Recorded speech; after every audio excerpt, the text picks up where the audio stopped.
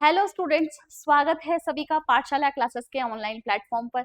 कैसे हैं आप सभी दोस्तों? आज जो हमारा होने जा रहा है सेशन वो सीईटी स्नातक यानी आपके जो ग्रेजुएशन लेवल का सीईटी का एग्जाम है उसको लेकर होने जा रहा है। काफी स्टूडेंट्स सेशन बहुत सारे सीईटी के देख चुके हैं, काफी टीचर्स ने अपने सीईटी के सेशन को बनाया है और बहुत अच्छी तरीके से बच्चों तक इन्फॉर्मेशन पहुंचाई है। ये आपका जो सीईटी का सेशन होने वाला है, क्योंकि कभी कभी क्या होता है कि हम ऐसा कोई सेशन देख लेते हैं जिसमें हमें ऐसी कोई इन्फॉर्मेशन मिल जाती है जो शायद हमें पहले नहीं पता हो। तो अच्छे से इस सेशन को देख लीजिएगा। 15 मिनट या 10 मिनट या 15 मिनट का सेशन आपका होगा, ज्यादा टाइम आपका नहीं लूंगी। इसमें आपके स्नातक के बारे में यानी ग्रेजुएशन के बारे में सीटी की बात करेंगे और आपकी स्ट्रैटेजीज को हम प्रॉपरली तरीके से फॉलो करते हुए आगे देखेंगे कि इसमें क्या क्या स्ट्रैटेजी होनी चाहिए। सबसे पहले तो आप ये बात ध्यान रखिएगा कि अधीनस्थ बोर्ड ने की एक मंशा तो हमें पता चल चुकी है, एक मंशा उनकी सामने आ चुकी है। सभी भर्ती परीक्षाओं में जो लास्ट हुई है आपकी, उसमें ये चीज क्लियर हो चुकी है, एविडेंस है उसका कि अधीनस्थ बोर्ड जो है आपके सबसे ज्यादा सिलेक्शन राजस्थान के स्टूडेंट्स का करना चाहते हैं। इसमें एलडीसी जो है आपका बहुत बड़ा उदाहरण है ना। एलडीसी में आपके 75% जो पार्ट है वो जीके का पूछा गया है। और आप ये चीज ध्यान रखिएगा कि आगे जितने भी एग्जाम आपके होंगे, चाहे वो पात्रता है या चाहे आपके उसके अंदर आने वाली कोई भी भर्ती है जिसमें आपके रीट मेंस भी हो गया और आपके पात्रता में आपके वीडियो पटवार कोई भी एग्जाम हो गया, उसमें सबसे ज्यादा वेटेज जो रहेगा वो आपके जीके का रहेगा। तो आपको जीके में बेहतरीन तरीके से तैयारी करनी है। तो ये चीज है कि हमें सबसे ज्यादा जो ध्यान देना है वो किस पे देना है, आपके जीके पर देना है। क्योंकि जब कभी क्या होता है कि कोई भी भर्ती परीक्षा के लिए फॉर्म भराता है तो काफी बच्चे जो है यानी बाहरी राज्य के और हमारे राजस्थान के बच्चे भी फॉर्म भरते हैं। तो ये चीज है कि जीके का वेटेज बढ़ाने का ये मतलब है कि हमारे राजस्थान में सरकार जो है वो केवल और केवल सिलेक्शन राजस्थान के बच्चों का करना चाहते हैं। ये उनकी मंशा अभी एडीसी के एग्जाम में स्पष्ट हो गई है। ये चीज ध्यान रखिए कि पेपर के बदलते लेवल से भी स्टूडेंट परेशान है। पहले रीट में आपके टफ लेवल, फिर जमादार में मॉडरेट लेवल, फिर एलडीसी में इजी लेवल, अभी सेकेंड ग्रेड में टफ प्लस मॉडरेट लेवल। तो बदलते हुए पैटर्न से भी स्टूडेंट्स काफी परेशान है कि मैम ये चीज भी है कि भाई मैम जो ग्रेजुएशन का एग्जाम हमारा होगा उसमें पेपर के क्वेश्चंस कितने आएंगे, हमें बदलते हुए पैटर्न से हम कैसे तैयारी करें। तो ये चीज भी आलोक राज जी बोल चुके हैं कि भाई पेपर का पैटर्न जो पिछला जो प्रीवियस सीटी आपका हुआ था उसी पैटर्न को देखते हुए ही आपको सीटी अभी जो है ग्रेजुएशन की तैयारी करनी है। उसमें कुछ भी चेंज आपके नहीं होगा। पहले जो पैटर्न आया था वैसा का वैसा पैटर्न आएगा, तो कुछ चेंज नहीं होगा। तो ये आपके लिए क्या है, एक पॉजिटिव पॉइंट है। तो यहाँ पर बात करें हम सीटी 2026 के लिए, अगर मैं 12th लेवल की बात करूँ तो आपको पता है ये 23, 24 और 25 अक्टूबर को आपका एग्जाम होगा। और अगर हम स्नातक की यानी ग्रेजुएशन लेवल की बात करें तो ये 1, 2 और 3 दिसंबर को होने जा रहा है। आपके स्नातक का लास्ट फॉर्म डेट है वो है 2 अगस्त। कितने स्टूडेंट्स ऐसे भी करते हैं कि भाई हाँ ना क्या भर लेंगे, बाद में भर लेंगे। तो क्या होता है लास्ट में बेटा सर्वर बहुत ज्यादा इशू करता है। तो टाइम से आप जो है वो फॉर्म भर लीजिए। आप अभी क्लासेस में बिजी होंगे क्योंकि क्योंकि पास में जो है आपकी सीटी का एग्जाम आने वाला है बहुत ही कम। हम सीटी के क्लोज जा रहे हैं, सीटी हमारे क्लोज आ रहा है। तो टाइम जो है वो काफी आपके पास कम बचा है। तो आप अपना जो है फॉर्म का प्रोसेस जल्दी ही पूरा कर लीजिए। एक दिन का समय निकालिए और फटाफट से दोनों ही लेवल के फॉर्म भर के आ जाइए। ठीक है, ये तो हो गई हमारे फॉर्म की बात। देखिए एग्जाम का पैटर्न जो है मैं आपको बता दूं कि आपके कुल प्रश्न जो है किसमें, ग्रेजुएशन लेवल में। किसकी बात कर रही हूँ, ये मैं ग्रेजुएशन लेवल की बात कर रही हूँ। कुल प्रश्न 150 आएंगे, ठीक है, और इसमें मार्क्स जो होंगे वो 300 होंगे ग्रेजुएशन के लेवल में। और आपके नेगेटिव मार्किंग जो होगी, क्या होगी, नेगेटिव मार्किंग जो होगी वो होगी 1/3। हाँ जी, इस बार और 40% का क्राइटेरिया भी आपका रखा गया है, दोनों में ही रखा गया है। भाई 40% का क्राइटेरिया तो हमारा पहले सीईटी में भी था, नेगेटिव मार्किंग नहीं थी फिर भी सीईटी में 40% का क्राइटेरिया था। तो ये बात आपको ध्यान रखनी है। 12th लेवल में आपके क्वेश्चंस कितने आएंगे, 120 आएंगे और यहाँ पर आपके मार्क्स कितने होंगे, 240 होंगे। और इसमें भी आपकी क्या रहेगी, 1/3 नेगेटिव मार्किंग रहेगी और इसमें भी आपके 40% का क्राइटेरिया रहेगा। ये बात आपको क्या रखनी है, ध्यान रखनी है। कोई भी स्टूडेंट 40% अगर स्कोर करता है तो ही वो एलिजिबल है। यानी आपको अगर मैं बताऊं तो 120 में 48 प्रश्न सही करने होंगे, तब आप क्या होंगे, 12th लेवल में एलिजिबल हो जाएंगे। 96 नंबर जो है वो आपको लाने होंगे। इजीली आ सकते हैं, कोई प्रॉब्लम नहीं है। अगर अच्छे तरीके से तैयारी करें, जीके के ऊपर ज्यादा फोकस करेंगे तो जरूर आपका ये जो है सिलेक्शन कोई रोक नहीं पाएगा।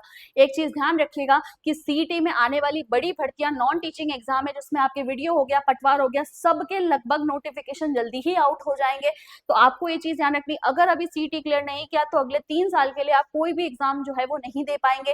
तो अपना समय बिना गवाए आप फटाफट से लग जाइए सीईटी के एग्जाम में, है ना, सीईटी के एग्जाम को क्वालिफाई करने में लग जाइए। एक चीज और है कि भाई हमें आरपीएससी और आरएसएसबी के लेवल का ही अंदाजा नहीं लग पा रहा है एग्जाम का, कि भाई वो कब किस लेवल में कहाँ क्या उनकी बुद्धि घूम जाए और वो किस लेवल का पेपर बना दे। तो हमें हर लेवल के हिसाब से तैयारी करनी होगी, चाहे वो आपका टफ लेवल हो, चाहे वो आपका मॉडरेट हो या इजी लेवल हो। याद रखिएगा, सिलेक्शन वही स्टूडेंट ले जाएगा जो हर लेवल से तैयारी करेगा।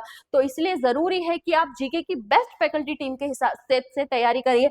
आपको पता है बेस्ट फैकल्टी टीम में कि आपके ज्योग्राफी किंग है हमारे राम सर, है ना, आपके आर्ट एंड कल्चर के किंग है हमारे नीरज सर, आपके सॉरी करण सर, आपके करंट के किंग है हमारे नीरज सर, और आपकी हिस्ट्री के किंग है हमारे प्रदीप सर। ये आपको बेहतरीन तरीके से तैयारी करवाएंगे। और कंप्यूटर है हमारे माननीय, हमारे रिस्पेक्टेड संजय सर, वो बहुत ही तरीके से, बहुत साल का एक्सपीरियंस है उनको, बहुत ही शानदार तरीके से आपको कंप्यूटर पढ़ाएंगे। लेकिन ये चीज ध्यान रखिएगा कि सब्जेक्ट सिलेक्शन नहीं दिलाएगा, आपको जीके की तैयारी तो करनी ही पड़ेगी। जैसा कि मैंने आपको बोला है कि अधीनस्थ बोर्ड ने अपनी मंशा को साफ रख दिया है कि ज्यादा से ज्यादा राजस्थान के स्टूडेंट्स का ही सिलेक्शन करना चाहते हैं।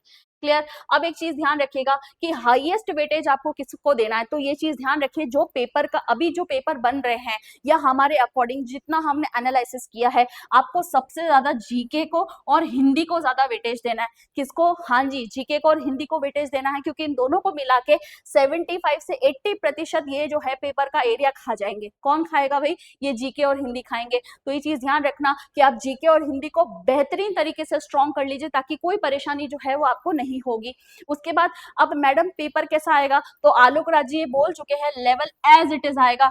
कोई इसमें ना तो लेवल में ना पैटर्न में आपके क्या रहेगी, कोई दिक्कत रहेगी। यानी जो पहले सीईटी का एग्जाम हुआ था ग्रेजुएशन लेवल का, उसी को ही देखते हुए आपको क्या करनी है, इस सीईटी की भी ग्रेजुएशन लेवल के एग्जाम की तैयारी करनी है। कोई प्रॉब्लम यहाँ पर नहीं है। चलिए मैम, उसके बाद देखना कि आपको क्या क्या चीजों का ध्यान रखना है। देखिए, ध्यान रखना कि सिलेक्शन कैसे लेना है मैडम। देखिए, अब मैं आपको बताऊं कि फॉर्म कितने भराएंगे। तो फॉर्म में आपको बोलूं कि ग्रेजुएशन के कम से कम 20 लाख फॉर्म भराएंगे। कितने भराएंगे? 20 लाख। ये अनुमान, अजम्पशन लगा रही हूं मैं कि 20 लाख फॉर्म भराएंगे। अब इस 20 लाख में से केवल 4 लाख स्टूडेंट्स का ही सिलेक्शन होगा। ये 4 लाख विद्यार्थी भी तो होंगे जिनका सिलेक्शन होगा। तो ये कैसे तैयारी करेंगे मैम? क्यों हम उन 16 लाख में से हैं? नहीं, 16 लाख में से कोई भी नहीं है। उन 4 लाख की तैयारी करने की स्ट्रैटेजी जो होती है ना, वो मैं आपको बताती हूँ। देखिए, सबसे पहले तो वो ध्यान देते हैं सिलेबस कंप्लीट, है ना। सबसे पहले वो सिलेबस को क्या करते हैं? कंप्लीट करते हैं।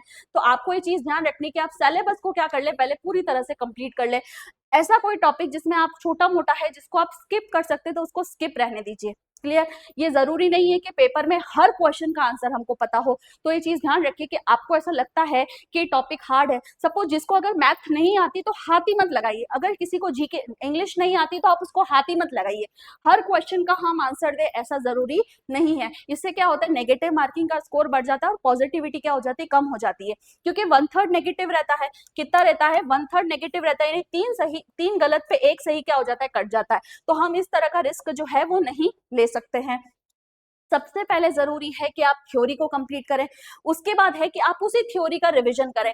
आपके पास संडे का, जैसे मैंने अभी आपके लिए चार्ट भी बनाया है, हाँ जी, मैं बिल्कुल चार्ट भी लेकर आई हूँ कि आप किस हिसाब से तैयारी करेंगे। संडे का दिन आपको ये देखना है कि मेरे को सिर्फ और सिर्फ क्या करना है, रिवीजन करना है। उसके बाद आप लगाइए, जैसे ही टॉपिक कंप्लीट हुआ आप लगाइए उसके एमसीक्यूज और पीवाईक्यूज। एमसीक्यूज के लिए मार्केट में बुक्स अवेलेबल है, पीवाईक्यूज के लिए भी आपके पास बुक अवेलेबल है। जितने पीवाईक्यूज को देखेंगे, और मैं तो कह रही हूँ अभी लास्ट आपके वीडियो पटवार, जमादार, लैब असिस्टेंट में जीके आई है, जितने भी एग्जाम हुए ना, एलडीसी हो गया, सेकंड ग्रेड हो गया, ये सारे रीट हो गया, ये सभी के जीके को जो है वो घट गोल के पी जाइए, घोलिए और पी जाइए। मतलब हर क्वेश्चन का आंसर आना आपका जरूरी है, चाहे वो आपकी करंट से हुआ, चाहे वो हिस्ट्री से हुआ, चाहे वो ज्योग्राफी इंडियन वर्ल्ड या फिर आपके राजस्थान से हुई, किसी भी सब्जेक्ट के जीके से हुआ, आपको वो जो है क्वेश्चन का आंसर आना चाहिए। ठीक है, उसके लिए आप एमसीक्यूज और पीवाईक्यूज को लगा लीजिए। उसके बाद आप दीजिए एक टेस्ट, है ना। टेस्ट तो बहुत ज्यादा जरूरी होता है। मैं आपको फिर कह रही हूँ, आपके जो घटता डीमोटिवेशन है, आप जब जहां पर भी आपके अंदर का कॉन्फिडेंस लेवल डाउन हो रहा होता है ना, आप डीमोटिवेट हो रहे थे, टेस्ट जो है वो आपका कॉन्फिडेंस लेवल को अप कर देता है।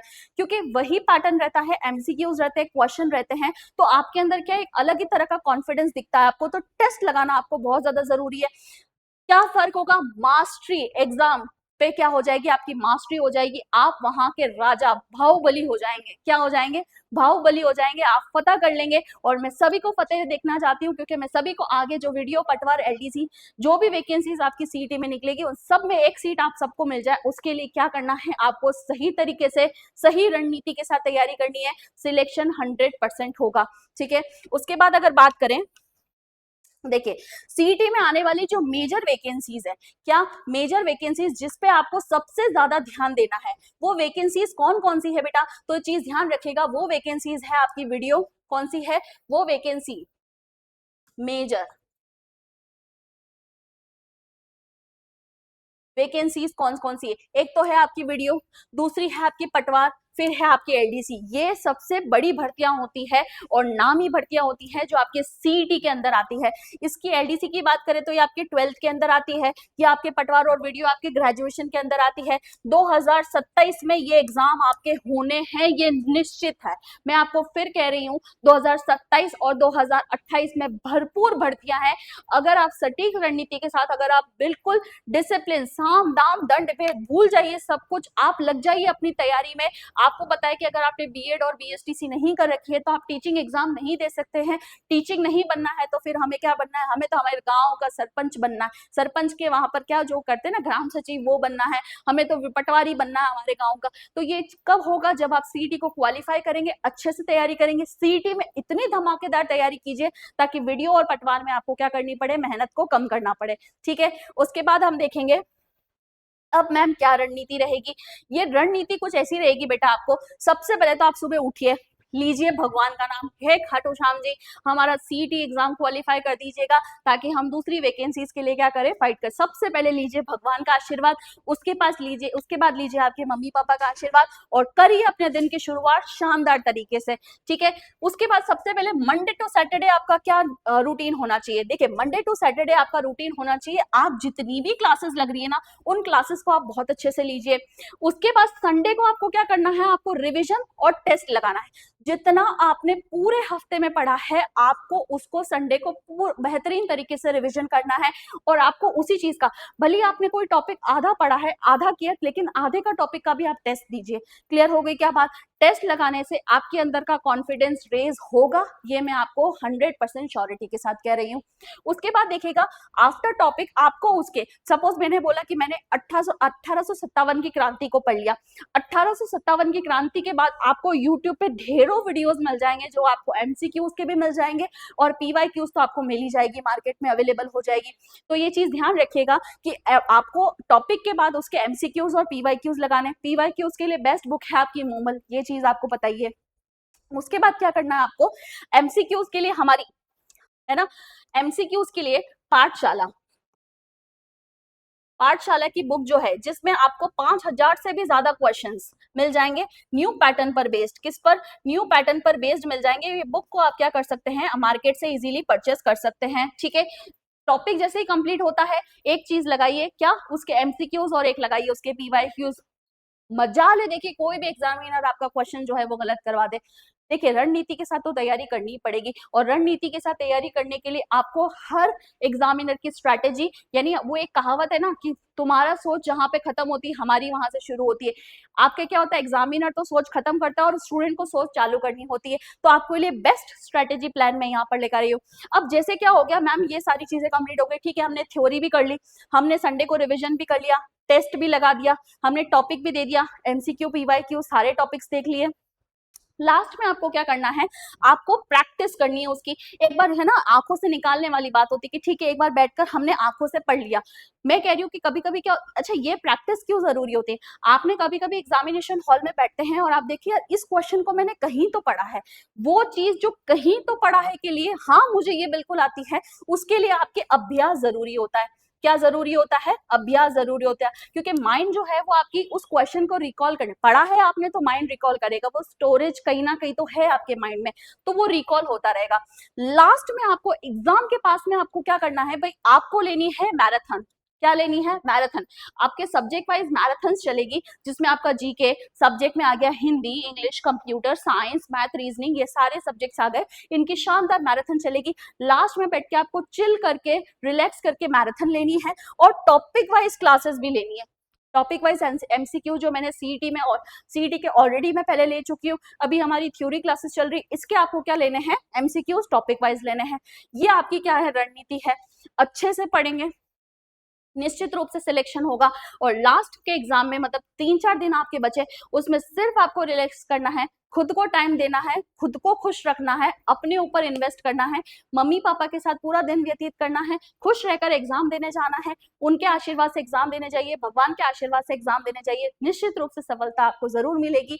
तो ये था आपके सीईटी का शानदार सेशन, जिसमें हमने स्ट्रैटेजीज की भी बात करी थी, आपके सीईटी ग्रेजुएशन की भी बात करी थी, पेपर कैसे लेवल का आएगा उसके लिए भी हमने प्रॉपर तरीके से डिस्कस किया है। मिलते हैं नेक्स्ट सेशन में, तब तक के लिए धन्यवाद। जय श्री कृष्ण, राधे राधे, जय श्री श्याम।